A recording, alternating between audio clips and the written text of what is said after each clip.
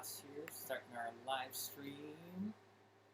Gee whiz, hi everybody. It's so great to see everyone, or to see your names here on the screen.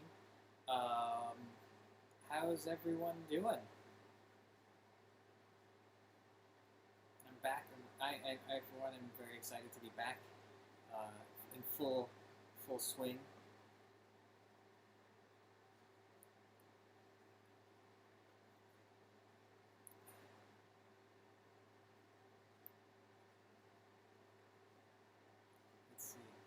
So many people here already. This is awesome.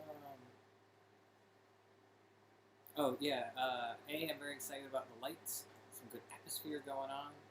I am enjoying the hard seltzer. I'm coming to the end of a overly cautious quarantine, but it's okay. Man, I'm glad you had a good vacation. I feel like I haven't talked with people in a million years. I miss everyone like crazy.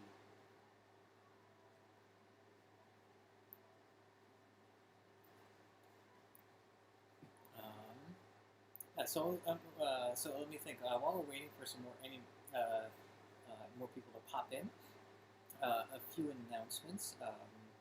First of which is, if you are interested, first of all, is there audio? We're good, I assume audio. The hat is actually a hat that one of the guys my mom plays golf with, is a distributor for Dogfish Head. He's the one who gave me a free case of it last summer for Frisbee. They were just had some swag and a little light and a little tinny, but I can hear. Yeah, the microphone. Let me see if I can turn it up just a little bit. How's that? Is that too much?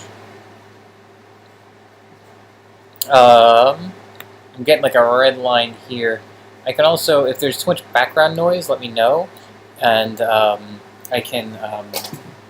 Okay, cool, good. I'm glad it's better. I'm sorry. It's really hard for me to kind of gauge what the audio levels are on this side. I can see the waveform and little. Well, then turn it down on your side, unless it's warping. No. It's this finite, not finite, but like this very fine adjustments. I don't want it to be too loud and blow out everyone's speakers, but I also need y'all to be able to hear me. Sorry. All right, let me go turn off my air conditioner, because I think that's causing a lot of the problems.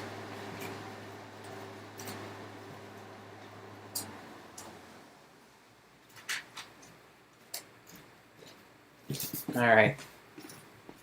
Is that better? Oh no, Ted. Sorry, Ted. Yeah. So, where was I? So how, in general, how's everyone doing? How's everyone holding up?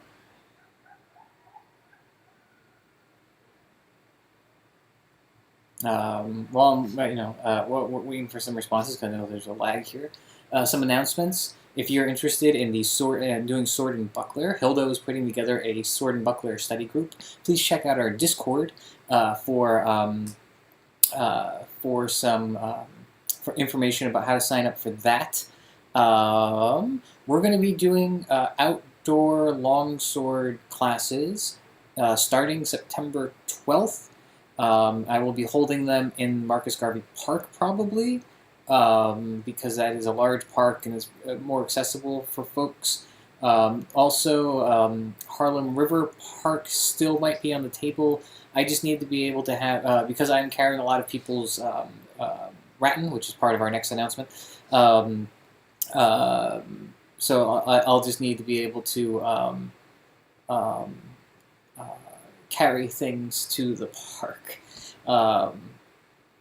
Sadly, can't use my bike to bring a lot of this stuff around. So yeah, so we're looking at September 12th for our for our next in-person class. What I would like to do, again, outside in a park with masks and fencing helmets, um, and light gloves, because we're mostly going to be using rattan for now, and because still working out some insurance issues, some insurance-y stuff, dealing with like steel, but I think after our first, you know what, hopefully maybe by the 12th I'll have it figured out. Maybe we can start integrating some of that. But what I'm hoping to do is both a longsword class and a messer class. So September 12th is a Saturday, and we'll be doing probably having it early in the afternoon or late morning. So that way we can do a longsword class, a messer class, and then a sparring time with some Gekken sword. That will be a kind of a fencing time, but also kind of a coached fencing time. Not overly structured, but again, like a coached fencing time. And then hoping to do just keep things going on Saturdays. And just as a part of that, what we'll be doing is I will be videotaping those sessions, either as a live stream or as a camera just being set up in the corner and being done. Because to be honest, it is a lot. It's a little too much for me to do three events a week. Doing like a Tuesday, Friday, and Saturday thing is a lot of management for me. And I'm not going to be able to commit to that in a long-term schedule, but I promise to kind of keep it going as long as I can. But I probably will be tapping in other people to help me with that. I still have no updates about Sword Class NYC as a space and what they're intending to do for any plans for reopening. I know we're in phase 4 and things like indoor dining and things like that are being discussed, but I don't know how smart it honestly is, and also what the plan is going to be. I have not heard anything new. Additionally, everyone's rattan orders are in, along with the carrying socks. In terms of gyms reopening, I believe a big part of that is about ventilation and HVAC systems. They have to have a compliant HVAC system, and I'm not sure how Sword Class NYC kind of fits in with that. But again, that's going to be questions for Rob and Sarah. If you have questions about the gym opening, please reach out to Rob and Sarah, because that's kind of beyond my purview. That being said, I will still be managing outdoor classes and these online sessions and classes, and I'm hoping that. So Justin, on September 12th, we're going to be trying to do an in-person class in the park, outdoors, and so what I'm hoping to do is also there had been some discussion about setting up groups in different boroughs. It's because there's going to be people that want to train but don't necessarily want to get on a train to travel all the way up here, and or anywhere in Manhattan, and I completely understand that. So we'll keep an eye on that. This Friday is going to be I'm going to try to do a hybrid longsword and messer class, so things might go a little later than normal, trying to get a little something for everyone in there.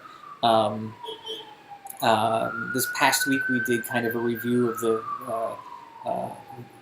the 5 Master How, and from kind of different structures and different katas and that kind of, like different plays, approaches of them.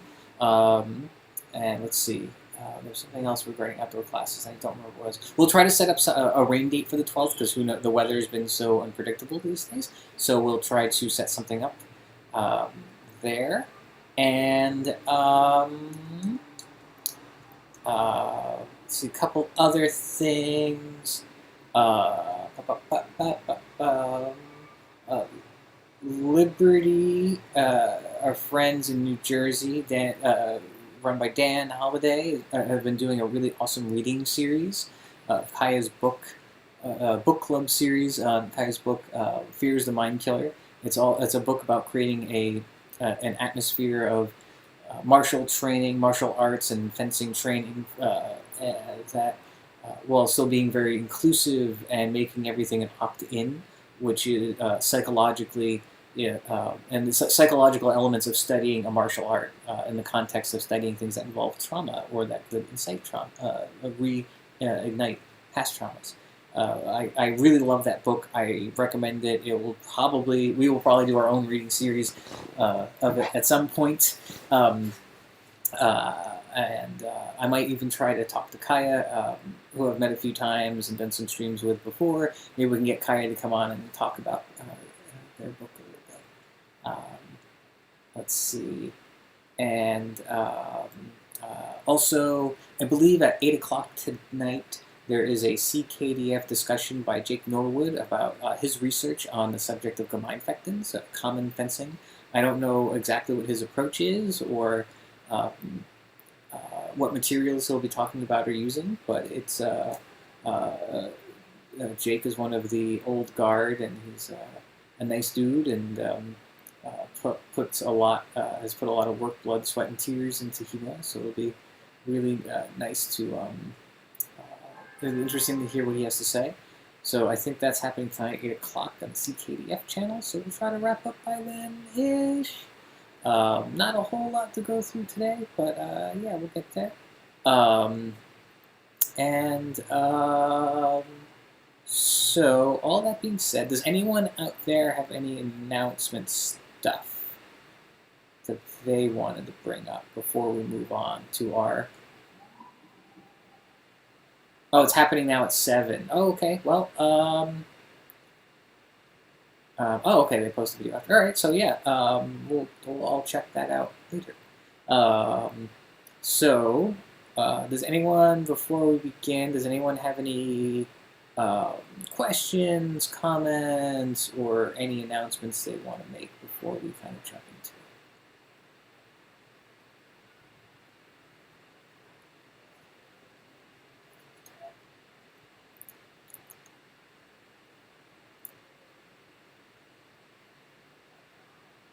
All right. Well, then what we'll do is we will get started. So what we're going to talk about today is the Via Lega. All right.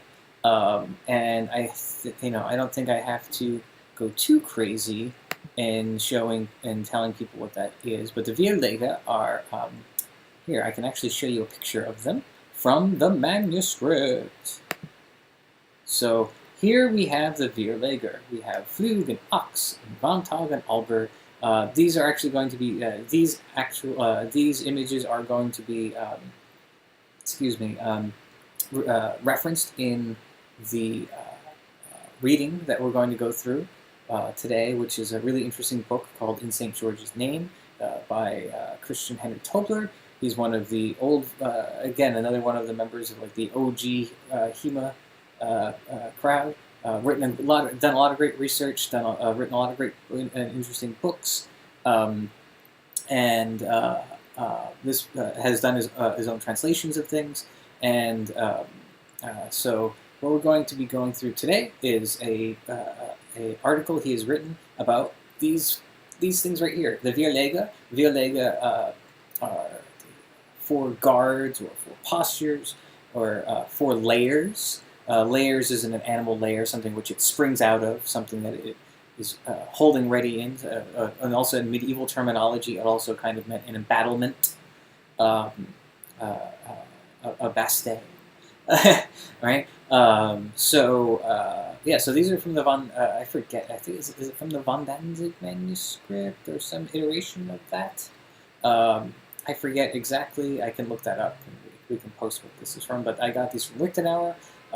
So pardon my usage of that. So,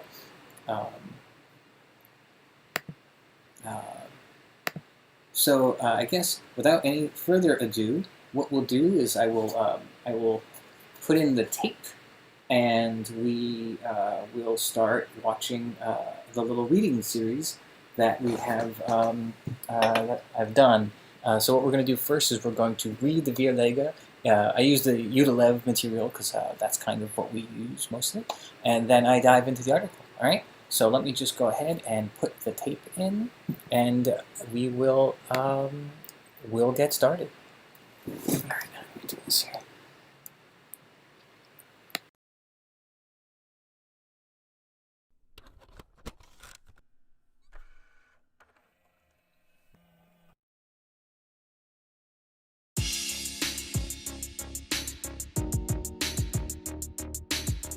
Hi everyone, and welcome to our Zettel Bits reading. So what we're going to be doing today is we are going to be diving into the text of Jude Lew. We'll be looking at the section on the Via Lega, and once we have discussed this, we are going to then take a look at an article from Christian Tobler in his book In St. George's Name called Hot, Wet, Cold, and Dry, the Four Guards. And as we will get into a little more and during the reading of the article, we'll discuss how this article attempts to apply a medieval mindset to our interpretation of the medieval text. Makes sense, but not something folks always do. So let's begin. For those of you, again, we're going to begin with the Jude Lew Das Vechtbook. And so for those of you who want to follow along, we're going to begin on page 145 of this, I believe is the first edition hardcover. And we are going to be skipping most of the way down to the page. And so we begin. Use only 4 Lega positions, avoiding the common ones. Ox, Fluge, Alba, Vomtag shall not be unknown to you. Notice, there are 4 positions. Notice, these 4 positions are the 4 guards from which you shall fence. The first is called the ox. Take the ox as follows. Stand with the left foot forward and hold your sword at your right side, and with the hilt in front of your head. The short edge shall face you, and hold the point towards his face. All right. Now, there's a little note here on the sentence that says, "At your right side, from the hilt, with the hilt in front of your head." There's a note that said, "Corrected typographical error in the translation. Und halt dem den Schwert zu deiner rechten Seite mit dem Gesützen für," appears twice. Interesting. Anyway, so item. Take the ox on the left side as follows. Stand with your right foot forward and hold your sword to your left, with the hilt in front of your head. With the long edge shall face you, and hold the point towards his face. This is the ox from both sides. The second guard is called the fluge. Take it as follows. Put your left foot forward and hold your sword with crossed hands, downward to your right side, with the pommel at your right hip, so that the short edge faces up. The point is directed against the opponent's face. Do the fluge on the left side as follows. Put your right foot forward and hold your sword at your left side downwards to your left hip, so that the long edge faces up. The point is directed at the opponent's face. Item. The third guard is called Alber. Take it as follows. Put your left foot forward and hold your sword with outstretched arms in front of you, point facing to the ground and the short edge up. Interesting. The fourth guard is called Vomtag. Take it as follows. Put your left foot forward and hold your sword with the outstretched arms high above your head. Turn the long edge forwards and let the point hang slightly backwards. Stand in this way in the guard. All right? So there we go. Pretty normal stuff. I think there's some interesting interpretations of ox that should be explored a little more, and maybe Alber as well. But that's conversations for another time. So those are the 4, the Via Lega, the 4 guards. Another way of looking at the 4 guards is also the 4 layers. The word Lega in a medieval context also would be almost embattlements, or animal layers, like something like a layer in which like a cave in which a bear is hiding in, or an animal's lair in which it can defend itself from, right? Which it will spring out of when necessary and sees the opportunity to. So with that in mind, we're going to put aside Jude Lew, and then we are going to dive into this article here. So I sent out a PDF of this, so folks, give you a second to load that up. But otherwise, we are going to dive in to hot, wet, cold, and dry, the four guards. I've always found Lichtenauer's choice and arrangement of his Via Lega, or four guards, compelling. Why did Lichtenauer advocate the use of only these four, but then go on to imply that there were other positions? Why do his disciplines go further still, describing how to fight from the Schrankhut or Nebenhut, in addition to the primary four? It is true that the other additional guards can be extrapolated from the primary four, but what makes the four so special? And what is so significant about having four in the first place? The answer is, from medieval worldview, of course there are four.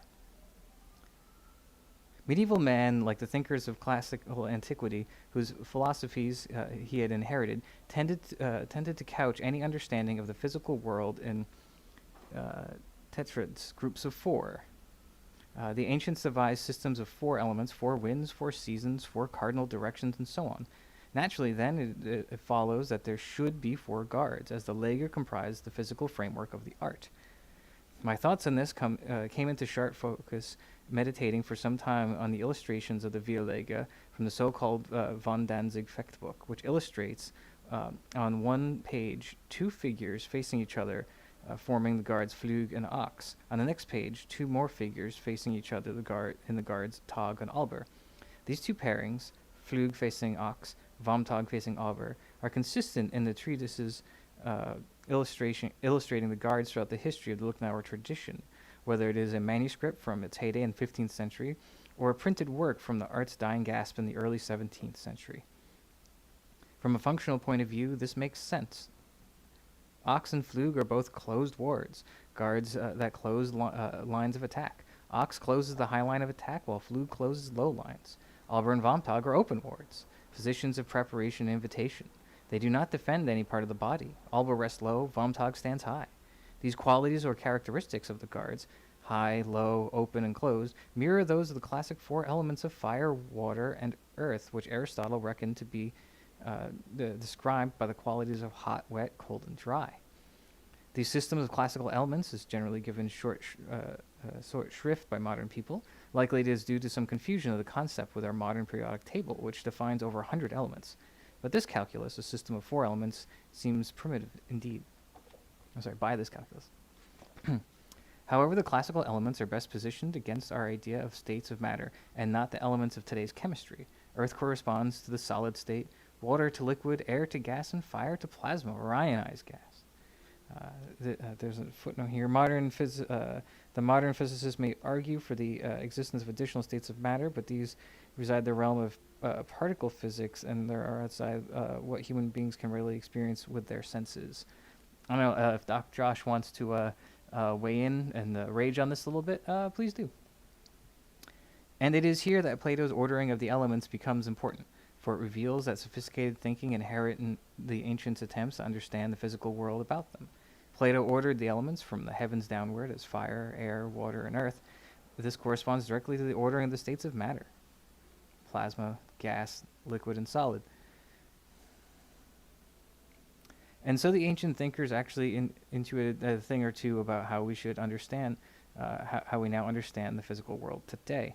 The four elements were in turn believed to be described by the four qualities of hot, cold, wet, and dry. Each element has a temperature of hot or cold and a humidity of wet or dry. Thus fire was considered to be hot and dry, air wet and hot, water cold and wet, and finally earth as dry and cold.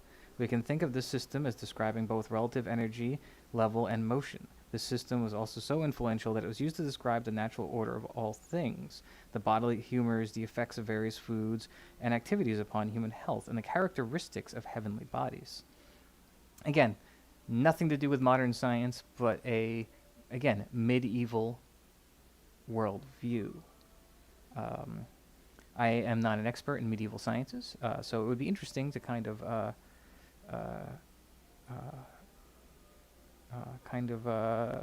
talk with someone who did and see how much this actually relates to what people believed at the time. Elements and guards. These four qualities can help to describe the four guards, especially when we look how they might match up with the four classical elements. The highest guard is Vomtag. At the point, the center of all swordsmanship, as the Dobringer Hausbrucker has it, stands highest there. This guard then corresponds to fire, the highest element. Next follows ox, which therefore corresponds to air, then Fluge, corresponding to water, and lastly Alber, it's resting literally on the earth, corresponding to the element of earth. The qualities of the four elements, their temperature and humidity, make this idea still more compelling. If we associate wetness with more fluid motion, we can see that the correspondence with these those four guards that close the line of attack, that is Fluge and ox. Those two guards and their related elements are fluid, but by possessing two different energy levels, cold and hot. The shifting and winding nature of the two guards reflects their wet or fluid quality, and we can also see the value of winding up from cold and wet Fluge to hot and wet ox in order to strengthen one person in the bind. This is a change of state from water to air. The same symmetry appears in the guards Alber and Vomtag. Both correspond to dry elements of earth and fire, respectively. This is indicative of their stillness, for Alber waits below to respond to an attack, while Vomtag is charged for the stroke above. In both cases, no line of attack is closed. And again, the higher the guard is, the one that is hot, while the lower one is cold. By relating the temperature of each element with whether it is associated guard is a high or low position, and the element's humidity on whether that guard is open or closed ward, we end up with a perfect set of correspondence. If all this seems initially a bit dizzying, it might be realized in tabular form. So there's a little. If you take a look at that PDF, there's a little chart here at the bottom, in which the first column is guard, the second is classical element, third column is elemental qualities, the fourth column is guard characteristics.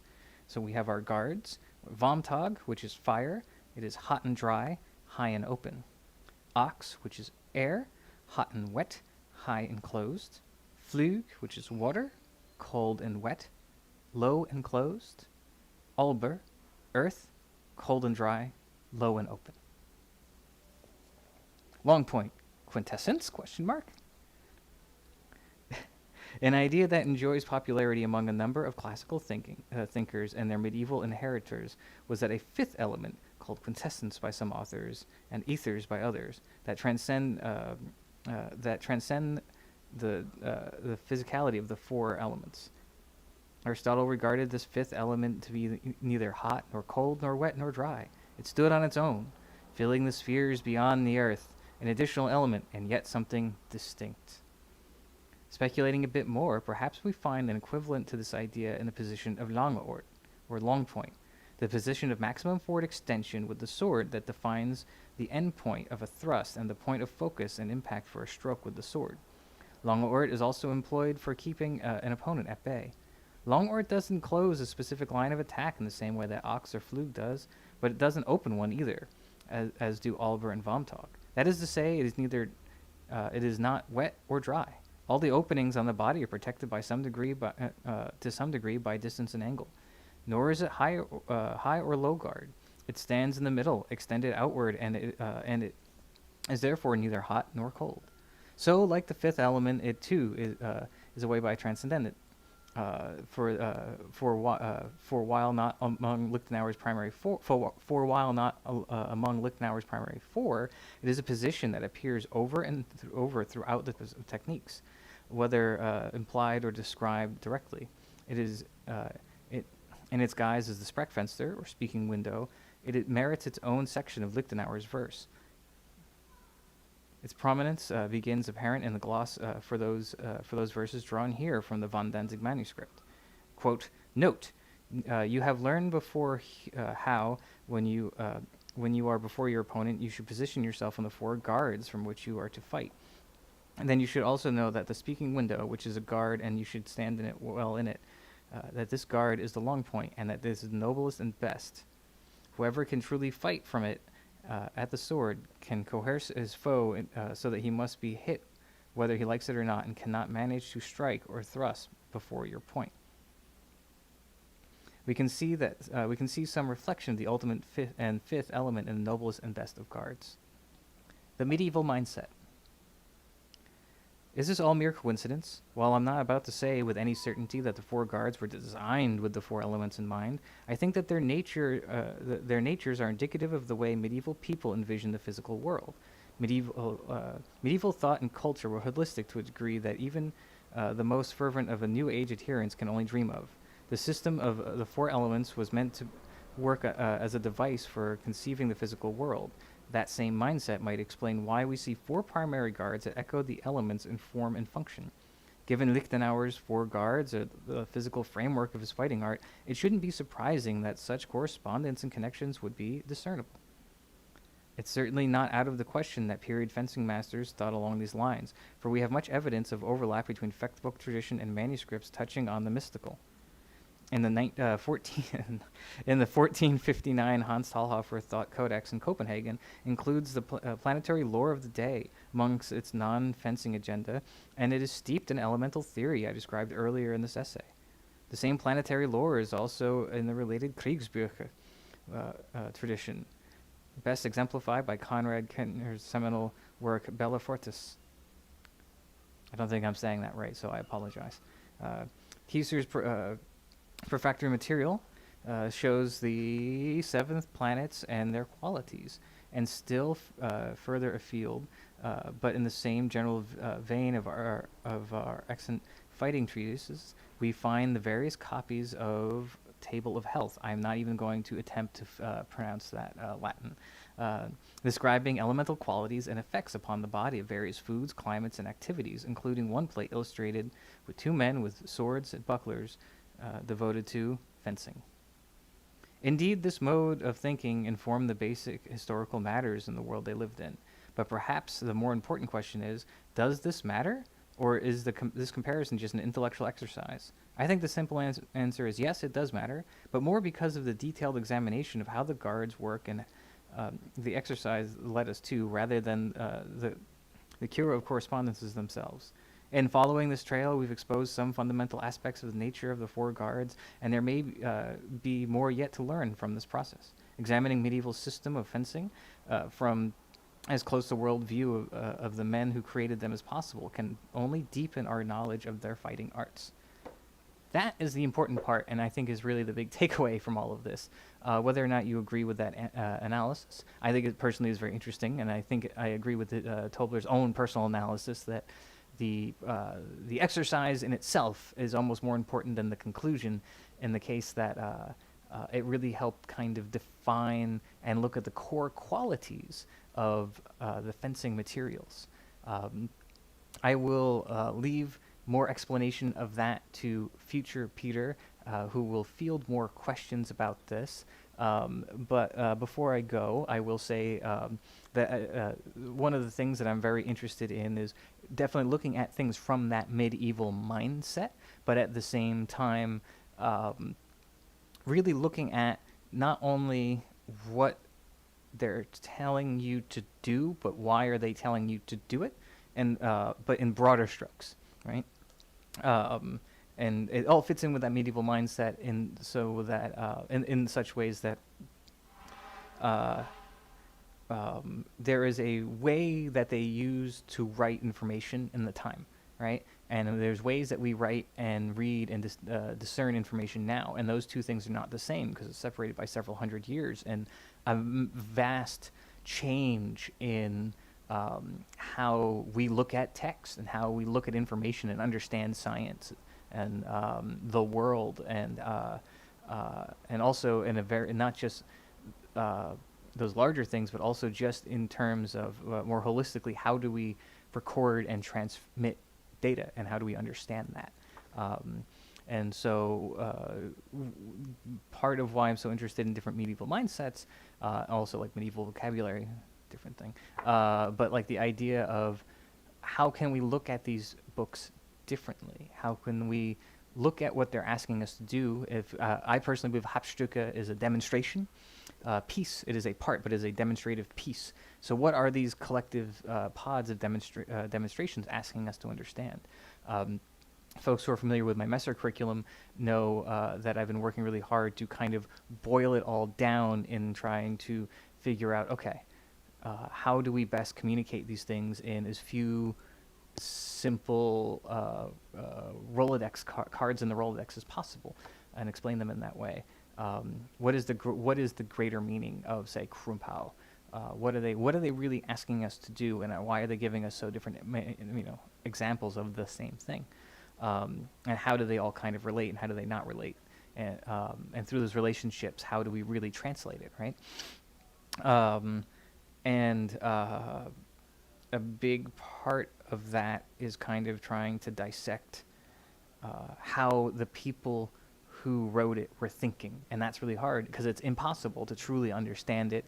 We can have ideas, but again, until we create time travel and a bunch of us learn medieval German to travel back in time, that's just not going to happen, right? I had one more thought, but it's escaping me right now, so hopefully future Peter remembers. So yeah, I highly recommend, so my book recommendation for this week is clearly In St. George's Name.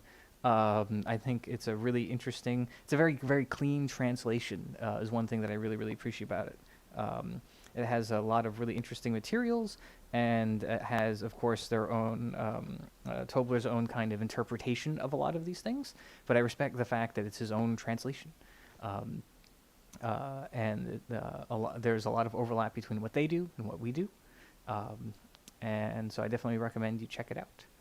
And all right, well, that being said, thank you so much for hanging out with me and listening to some readings. I'm going to pass it back to future Peter and hit him up with some questions and listen to him ramble on for a little bit. All right, future Peter, they're your problem now.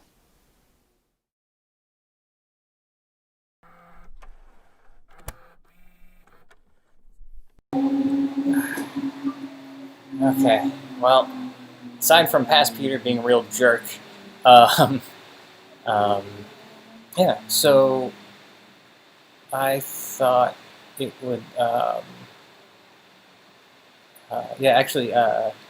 think it is definitely interesting how there's like a fifth element.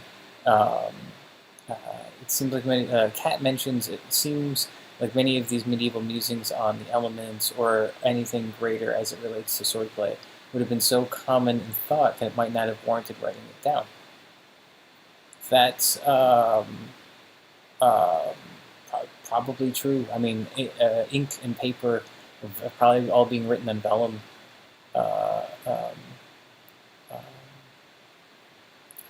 Was very expensive at the time, and so I think it would be interesting to kind of research that. Man, if you get a chance to grab those on your next trip, the philosophy textbooks, that could be kind of cool. I'll bug Tristan to see if he has any still kind of lingering around in his um, lingering around in his in his library. I think that it's. I think it's all. I personally find it very interesting. It's a very interesting take, and what is kind of going to be a theme of one of the things that I thought that would be interesting to kind of to approach both this week and then next week. What I would like to do is kind of gloss over some of the articles in Sword Science and Society by Jamie Aikut about kind of the classical, more in that realm of that classical thinking, and how it relates to the layout of the Zettel and why it might be laid out in that way. It is very, very long, this one chapter, that blew my mind, but it also might be kind of, maybe we'll break it down into a couple of weeks reading, And then we can also do like a normal Q&A based on other things. I just think it's very interesting, and I really would like everyone to kind of read it. So one of the interesting things about how I kind of see the guards, so to speak, or the postures or the layers, is I try to think of them in the context of animal layers. This is not my own idea. This is something that comes from smarter people. But I definitely kind of psychologically understand in the concept of mindset. Is that it's a position that you embody when you're entering, when you're in the when you're coming to them before you reach that prefaces of the suffix. Right? You're trying to gauge and manage and create obstructions based on what the other person's positioning, and put yourself in the best position you can to then leap out from that position and defeat them. Because the minute you get through, because the minute you come to the Zufect, in that moment of Zufect, and then have to kind of cross through, you then have you then have kind of committed to where you are and need to react both based on how your opponent is lying and how you're lying in posturing, or lying to them, or however you want to look at it. There's an element. There's an element of dynamics to it, and what is also interesting is in studying some of like the George Silver and some of the Palladini things, and the JSA material things that I study. There's a lot of crossover between these things, so it is interesting because there's only so many ways to use a sharp object intended to score a point or murder someone. A thing that has an edge and must touch that edge, must touch the other person. There's a lot of overlap with these four guards, especially so with some of the Palladini work, which I find to be very, very fascinating. It's like the most KDF rapier, possibly even more so than Meyer. I had what was my secondary thought to that? So I just find it interesting. I think it's interesting to try to explore these things through the lens of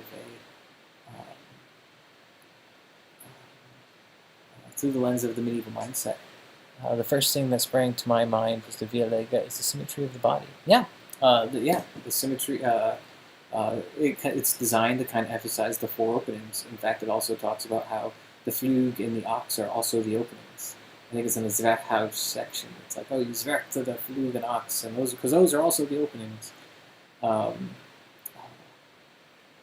What they exactly read by that is left to debate. I think it is interesting, like they mentioned the weight, like there's that balance, the high and low. But even if like one of the thing I like to say the most about fencing, Maya Soderholm talks about how all fencing is a question of left, right, high or low, and in those four things, either in or out. But that's like all of fencing in those six elements. Everything else can be any weapon. It can be any technique or whatever, but those six questions, or like left, right, high, low, or in, out, and all those four things have this in, out kind of element to them. And George Silver talks about how as much as you move forward, you must be ready to move backwards as well. So it is interesting, kind of this focus on symmetry. I don't know if there's as much focus on symmetry in the Japanese sword arts, but that's not what we're talking about. So that's not really, that's just kind of an intellectual curiosity, I suppose. One thing we might try to do, I'll try to come up with some drills for the Via Lega and the Besetzen, or the displacements for this Friday. We can do some more practice on that. We've been doing a lot of very basic things, and people would like to get through the Zettel. So we should start doing more of that. Does anyone else have any thoughts or comments or want to chime in about anything about the Via Lega? Or if you just have questions, comments, or questions like about any subject. It's the Ask Me Anything. And we got just about 10 minutes left. So what you got? Also, a side note, for the Sword Science and Society, I will again try to do some Xeroxes and have send out material so people can follow along if they like.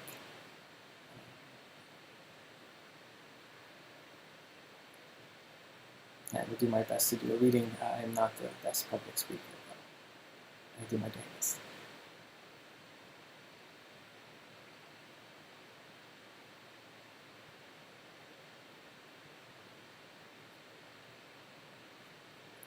I think it is interesting as well to kind of think about those things that aren't written down because it was thought to be too common. And like we do it now. I mean, we do it now with contemporary things. It does make me think a lot about. I'm working on my Messer gloss right now, and I'm thinking a lot about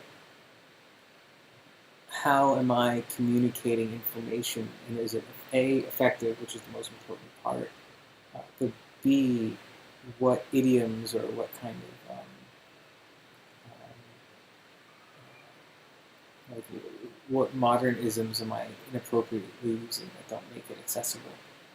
Oh yeah, we can. Yeah, Dina, that would be great. We can scan. We can use the scanner instead of my phone because I think the phone made some blurry words. I'm in Scannable too.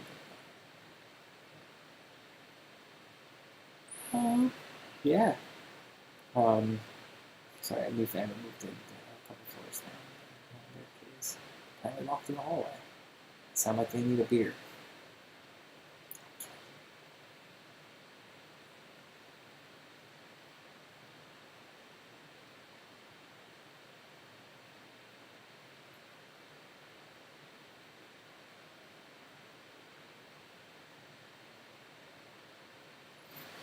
Yeah. So if there,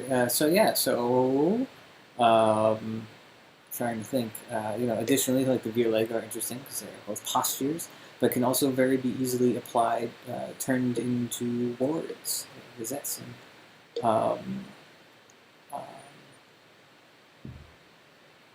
um, the they become offensive and defensive, and I think that's kind of especially we don't often talk about Vomtog as a ward, you know.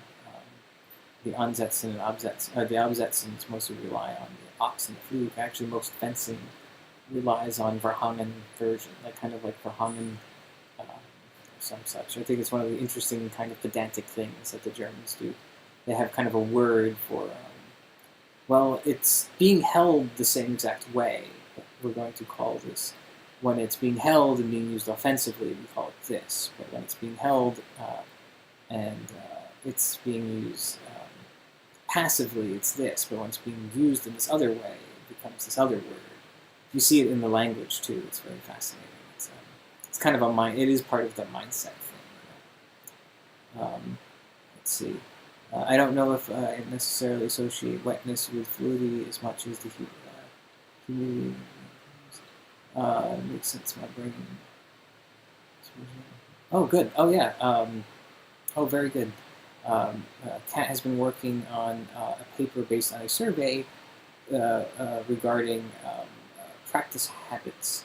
And so once that paper is finished, we will do a Q&A session with Kat about the paper. And the paper, Kat, how are you going to be releasing that paper? Is it going to be through a blog, or is it going to be are you going to be releasing a Google Doc or some such for viewing?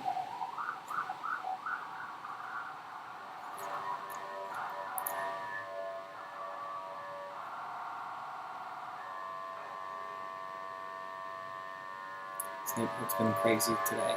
Really, really crazy.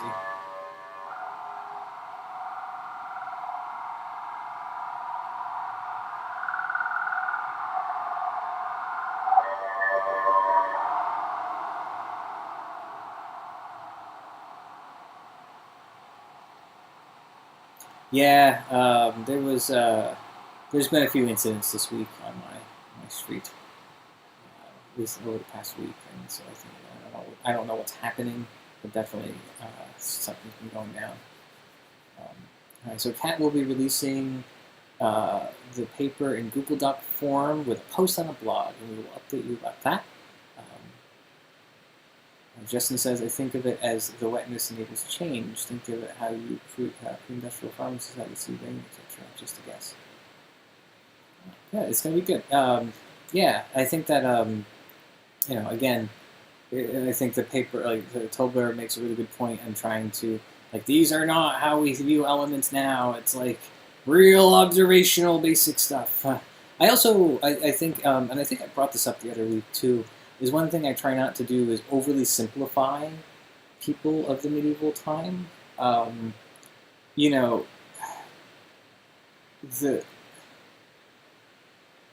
The period in which we are studying, like there was science, we call it the medieval time, there was this, there was a form of science in existence, what they viewed as science. And it was like becoming, science was not, more contemporary versions of science went that much further down the road. And I think one of the mistakes we frequently make is also about, I agree, Justin says much more complexity in science than we give them credit for. I completely agree. We might not know the extent of everything they understood or were applying, because again, they might not have written it down, because maybe they didn't have to. And I think also the human capacity, emotional capacity, is probably very, very similar. Sure, people might have been at educationally maybe operating under a slightly different, writing at fourth grade level or some such, or reading at fourth grade level or some such. But these things were common, we really, and in fact, I think our modern society really takes for granted how much literacy is a thing. You can actually, it was really the Works Progress Administration. It was the Great Depression and the New Deal programs, at least in the United States, which worked a lot towards literacy programs. And the Soviet Union, post-war, there was major literacy programs, and all over Europe.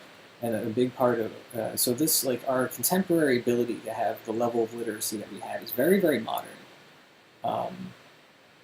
Josh actually makes a good point. They also had some batshit crazy ideas, make no mistake. Yes, this is also true. Magic. Their belief that there were literal angels flying around, bodily humors, but that actually maintained for a really long time. But yeah, really, really batshit crazy ideas. We still have batshit crazy ideas.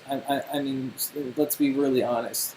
We have medical technology that we can use robots to go in and do, microsurgery on your arteries, and yet there are still a lot of people that believe shooting fruit juice up your nose will cleanse your brain, or drinking bleach will cure diseases. So let's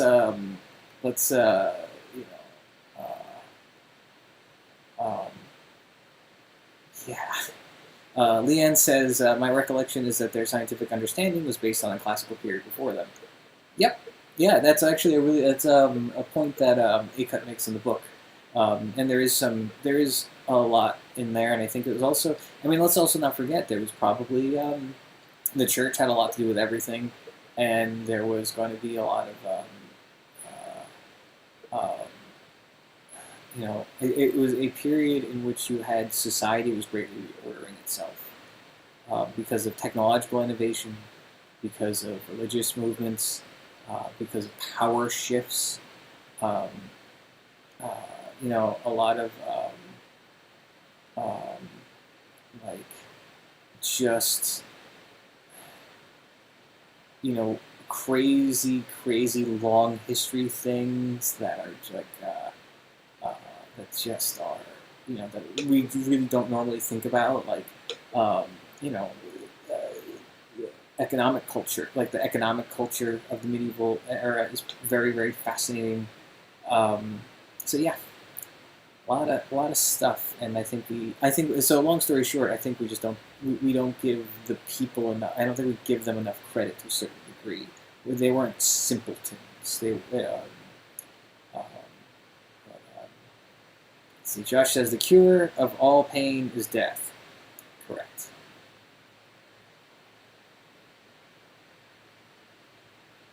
Dina says, read some interesting posts from medievalists recently. We'll have to find again and share. That would be great, Dina. Love that. The more of this kind of stuff we can put out, the better. I know, like, it is an interesting kind of twofold thing to do with studying the martial art, because there's so much to study, and like, even doing a simple Zornhao, perfecting it can take forever. But then to add all this extra stuff is really fun and fascinating. Personally, I think they understood a lot more than we give them credit for.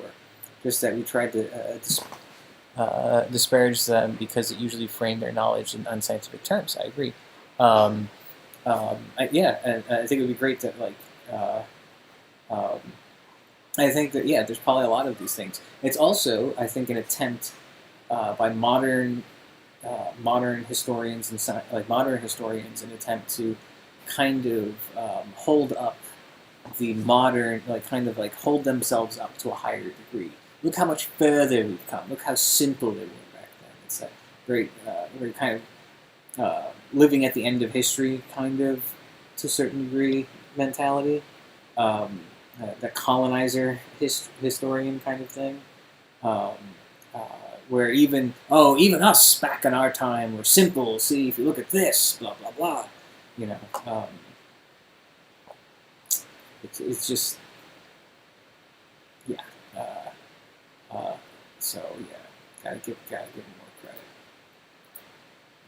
Michael Faraday, to whom we owe much of our understanding of magnetism, was inspired largely by the Asteric fringe sect of Christianity. Oh, interesting. Very interesting. Is he also a Faraday cage guy?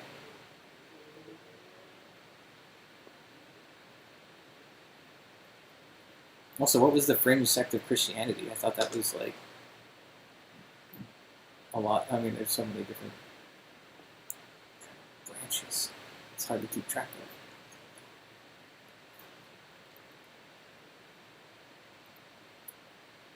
I was studying, Justin says, I was studying plague responses in medieval Europe randomly a few years ago and thought about this sort of thing a lot at that time. Yeah, I would be really interested in kind of like some of that material too, because I mean, it's like you can only imagine that they probably had some crazy ideas about plague, but at the same time, there's still like an observational thing. And like, how are you sussing out those and explaining those observations is always very interesting to me. And I think another interesting thing that's kind of mentioned in the article, I think, it mentions that in the Talhofer book, there's one of the Talhofer Effect book compilations. It talks about about kind of the classical idea of what makes like a complete person, and that's the whole body, mind, and spirit thing. And you see that a lot. Christianity heavily stole from that in their formation of like the Holy Trinity, and like this kind of thing. The completeness of the universe comes through like this triad, the idea of a triad, and then a triad, like, so we have the monad, and now I'm gonna get real into some weird shit, right? But but there's like this idea of the monad, which is this kind of this unknowable God, right? We're getting some Gnostic stuff here, but like this unknowable individual, and then you have a outside that monad, you have this triad that surrounds it, this triangle that kind of embodies the monad, and then outside of that, then you get your other kind of archons in that universe, of which Earth is the center of course. Yeah.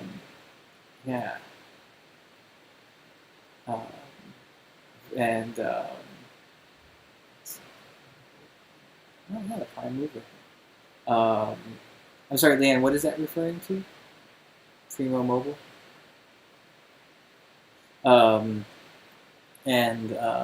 Yeah, so these are all just like interesting lenses for things. Katie says, I think an interesting bit too is that you have a triad, but then you have the of Mary because of bringing it back into pagan fertility worship. Oh yeah. Deification of Mary because of bringing it into pagan fertility worship, which brings it back to 4. That's interesting. I hadn't even thought of that. Yeah. That's very, very interesting. Yeah. It's I love all of these kind of like kind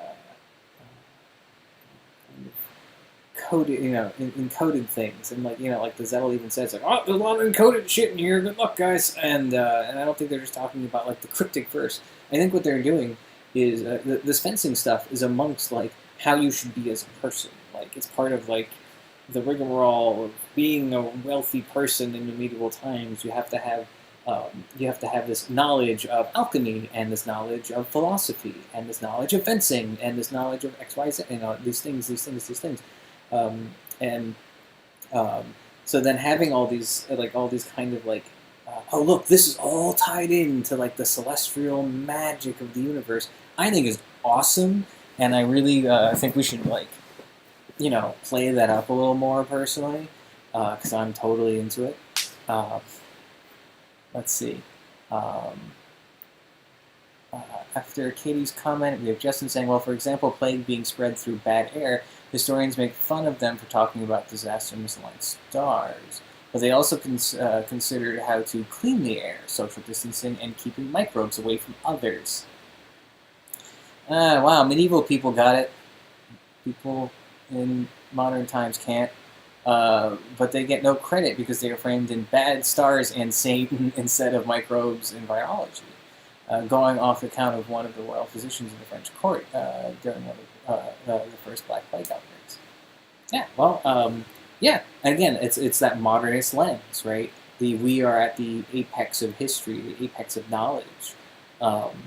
It's a very modern way. It's a very, very kind of contemporary way of thinking, and I think that like things like computers and like technology, we've become so focused on the idea that technology means advancement, not just that knowledge or like kind of the holistic like relationship of technology and life and like what makes these things possible. I'm not going to go like woo-woo guru, but like there's like definitely more to knowledge than just like, oh look, we can make a fancy computer chip, or like we can make a space probe. Yeah. I mean, we haven't been doing too much in the ways of technology anyway. I mean, we can't. We just make more apps, collect more data, so they can make more apps. Life hasn't been greatly improved by apps. Shanti says, supposedly burning sage kills a bunch of bacteria in the air. I mean, it keeps the flies away. At the very least, I can tell you, it keeps flies and pests away. I burn sage in my apartment. Flies get the fuck out. Bugs keep away from my open window when I have it, or if I'm sitting out on my balcony. Balcony. I have sage burning, so I can keep the window open so I can pop back in if I need to, but like it keeps the bugs away. And so yeah, it's useful. It keeps the bad things away.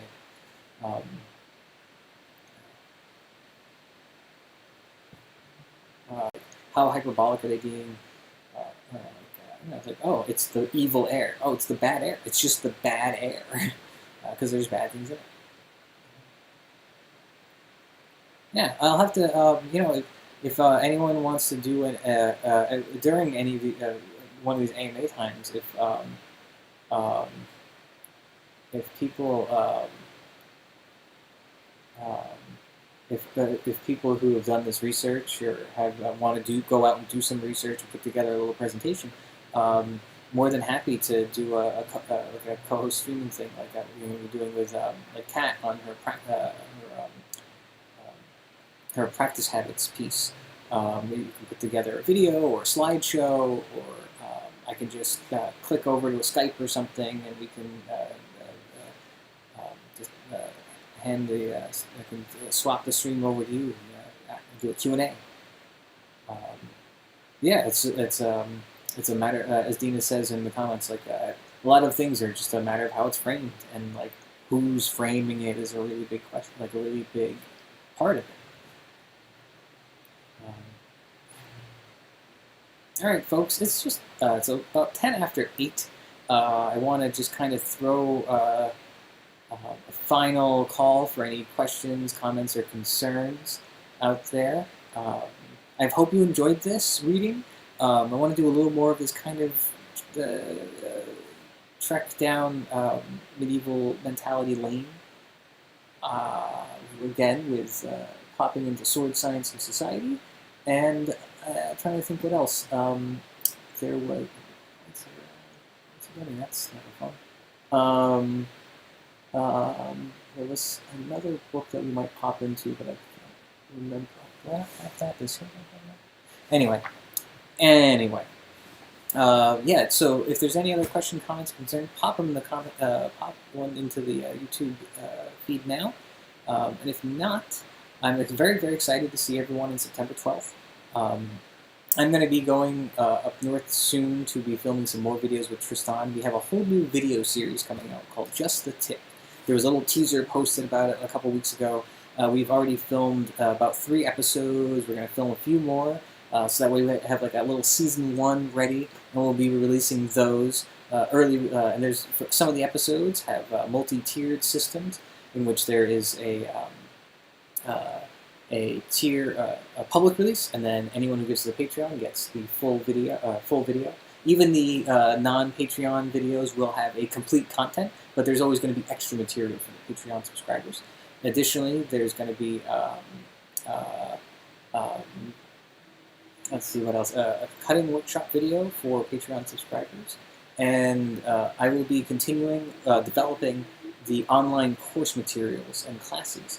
What's been happening is that both based on, depending on if you're subscribing to Patreon, or I think that on the Teachable and the New York City Sword Class NYC Teachable page, I've been posting a lot of the classes that we've been doing when I'm able to record them, and the AMAs. So a lot of these things will be available. They're free live through, and then kind of get stuck behind a paywall for some part afterwards. I'm trying to correct that, at least for a lot of it. And I'll be expanding the online classes. One of the things I am looking to experiment with is kind of this noise occur. One of the things I'm looking to also experiment with in our Friday sessions is a kind of flipped classroom setting. Where I'm hoping to put out little videos of kind of the material, and then during the Zoom class find ways to maybe be a better observer of the material, if that makes sense. And that way I can help. I don't know how that's going to work completely over this kind of digital thing, but most certainly I would like to experiment with flipped classrooms for the in-person, which means I will be posting. This means I will be posting videos or lectures or certain things on the internet for people to watch in their own time. I will quickly review them on site during the class, and then most of the time will be spent allowing people after warming up and practice cuts, etc., kind of helping people work through the different elements of it, of the material that has been posted. That's going to require a bunch of kind of prep work on my part that once I have more access, like some space, I'll be able to kind of produce the videos more. I can't use my long sword in my apartment this evening. It's just too darn low. but once that stuff's kind of rolling, it'll be good, and I'll try to sucker Tristan into helping with some of the material. And if anyone has any ideas about how I could kind of improve the Friday classes, at least how we interface, I think it is good to have the warm-up set, like a nice long warm-up and practice cut session. I like how that takes about a half hour. We get to go through a lot of stuff and get to practice things. And it's also good to get moving, right? I also want to make that other hour better for you.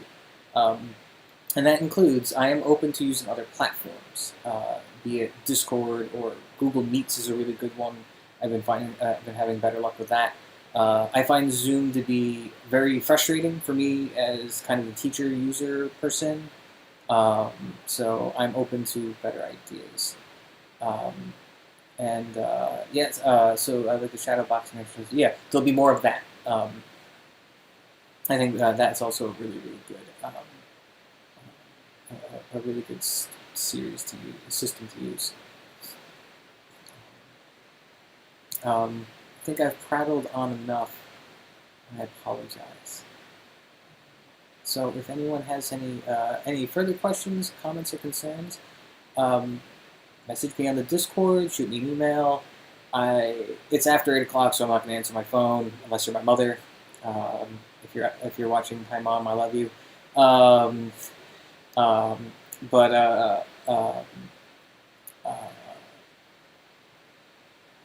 Yeah, just contact me over any of the kind of social medias. I'll be hanging out in the Discord, drinking and watching, and probably watching some Criterion movies. Maybe I'll stream those just for the lulz. All right. Thank you, everyone, so much for tolerating the reading session. I hope you got something out of it. I find it infinitely interesting, and I look forward to hearing thoughts. So please post your thoughts in the Discord. I really, really enjoy hearing all different perspectives, and a big part of what I'm trying to do right now is kind of bring in perspectives that we don't really have time to discuss, and I think that's and I think it makes it fun. So there'll be more reading sessions next week, and again, I miss all of you dearly, and I look forward to some in-person classes. And if you get a chance, if you're able, please drop by my Ko-Fi. I'm working for tips right now, so anything you can give is very helpful, and it helps me kind of finance keeping making these keep happening, and also like little extra goodies that we can try to add to everything. And if you can't, that's fine too. Things are weird and really tough right now. I myself am still still in job search. I know a lot of folks are out there are also looking for work, and things are just crazy all over. And again, if you need to talk, I'm here. And thank you, and I'll see you all, at least digitally, on Friday. All right? Have a great one, everyone. Bye!